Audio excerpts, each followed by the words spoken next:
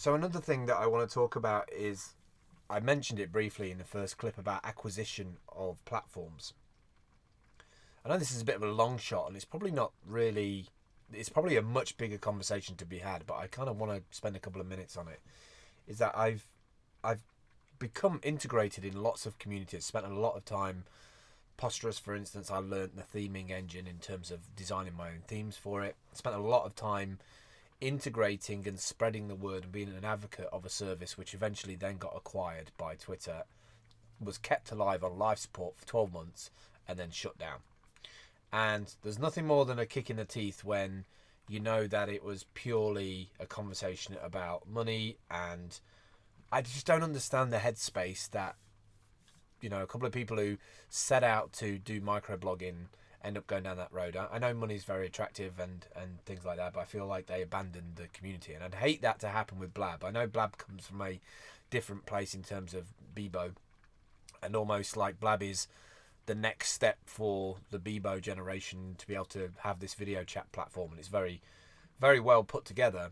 I really hope it stays around. So one of my thoughts is maybe we should be having a conversation about what happens to the community when a company gets acquired, and can we start to have a dialogue about acquisition in terms of what it means for the community, instead of some VCs or venture capitalists coming along.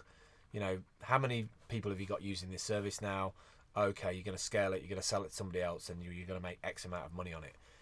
The community always suffers because either they keep it alive and then their service gets worse and then eventually it dies and everybody moves to something else.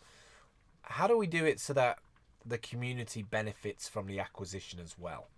Because I don't believe it always does. So it's a dialogue that I really want to happen, and you can't get a better platform for discussion than Blab when it comes to asking authority figures to come together and have a chat about what would it look like to put together a paper, a document, a blueprint about acquisition for communities, in terms of should we be factoring in a certain percentage of money from the acquisition, like 1% for the community to maintain a open source version of the software.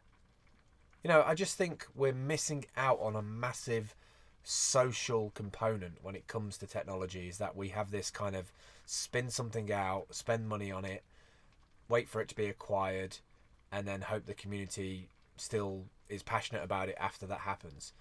Most of the time it's not. I wasn't very happy when Facebook suddenly owned Instagram. Luckily they've been pretty hands off, although you can see a lot of advertisers on there now. So I don't know. I'm just interested about having that dialogue on Blab about how can we put together a acquisition document or process for when Blab gets acquired.